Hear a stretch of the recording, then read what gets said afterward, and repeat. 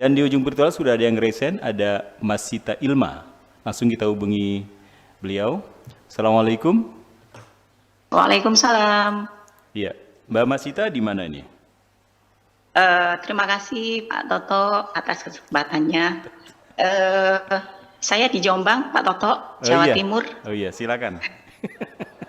Bismillahirrahmanirrahim. Assalamualaikum Buya. Waalaikumsalam warahmatullahi wabarakatuh. Iya, ini kesempatan yang luar biasa. Saya sampai meneteskan air mata Buya. Iya. Bisa dialog dengan Buya ya hari ini. Karena kan sebelum-sebelumnya selalu mendengarkan nasihat-nasihat Buya untuk menjadi pribadi yang jauh lebih baik lagi gitu. Ini Buya, begitu banyak pertanyaan yang ingin saya ajukan ke Buya ya. Saya pernah bertemu dengan seseorang yang enak sekali untuk diajak diskusi, berbicara tentang Allah gitu kan.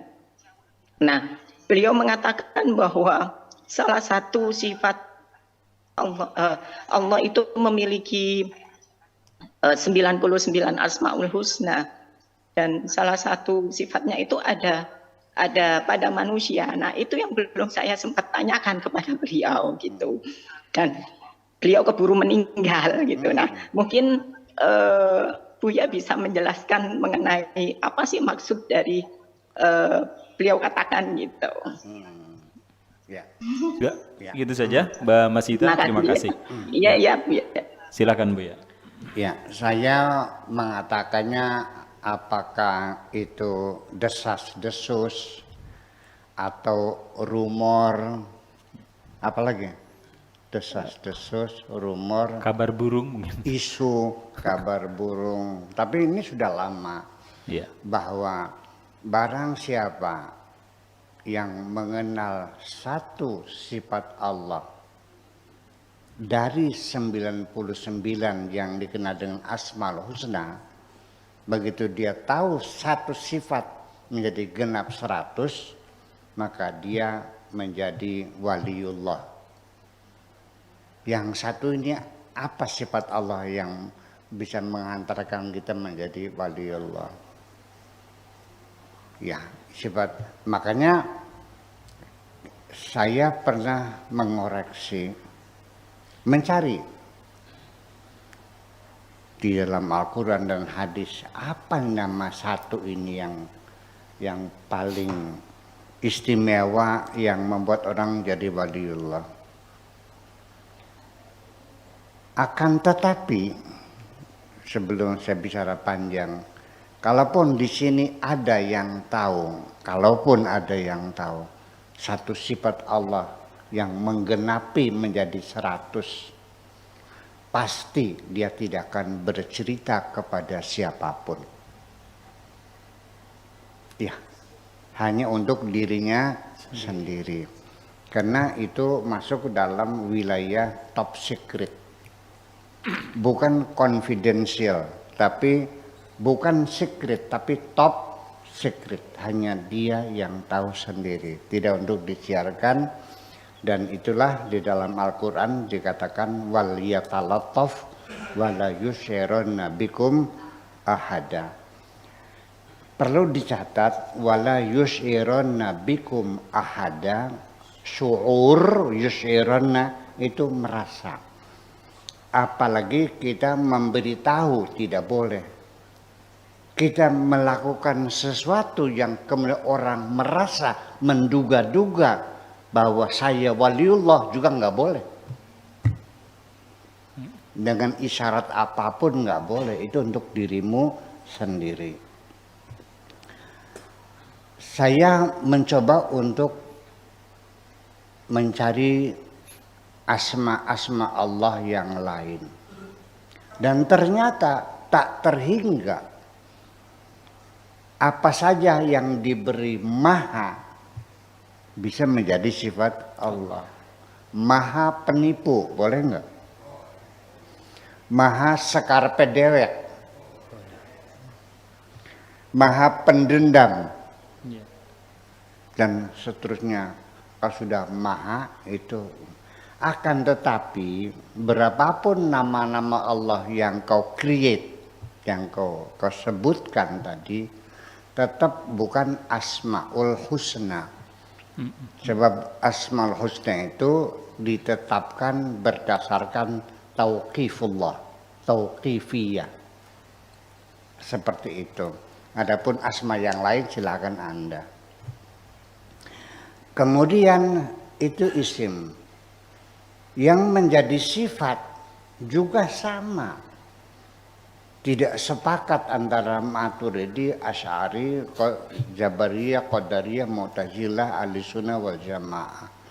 Antara Asy'ari dan Maturidi saja sifat wajib Allah, kalau Asy'ari itu 20. Kalau Maturidi 13. Dan itu semuanya sifat-sifat Allah itu sendiri. Sebetulnya itu sifat-sifat kita. Jadi kalau Allah itu Tuhan, sedangkan kita adalah makhluk, makhluknya saja bisa melihat, ya maka Allah juga harusnya bisa melihat. Kita bisa mendengar, ya Allah Maha mendengar. Jadi sesungguhnya sifat-sifat Allah itu adalah sifat-sifat kita juga. Itu hanya asumsi untuk mendekatkan pemahaman kita tentang ketuhanan. Dengan sifat yang kau sebutkan 20, katakanlah 1 triliun kata sifat Tuhan, saya tetap akan mengatakan engkau tidak akan mampu mendeskripsikan Tuhan dengan sifat-sifat itu. Tetap masih dalam wilayah subjektivitas. 1 triliun sifat. Karena bagaimanapun imajinasi itu dibentuk berdasarkan asumsi-asumsi yang tidak sama. Saya bercerita tentang hari ini ketemu dengan perempuan yang cantik jelita. Saya ceritakan sampai 3 hari 3 malam. Saudara melongo semua. Alisnya seperti semut beriring.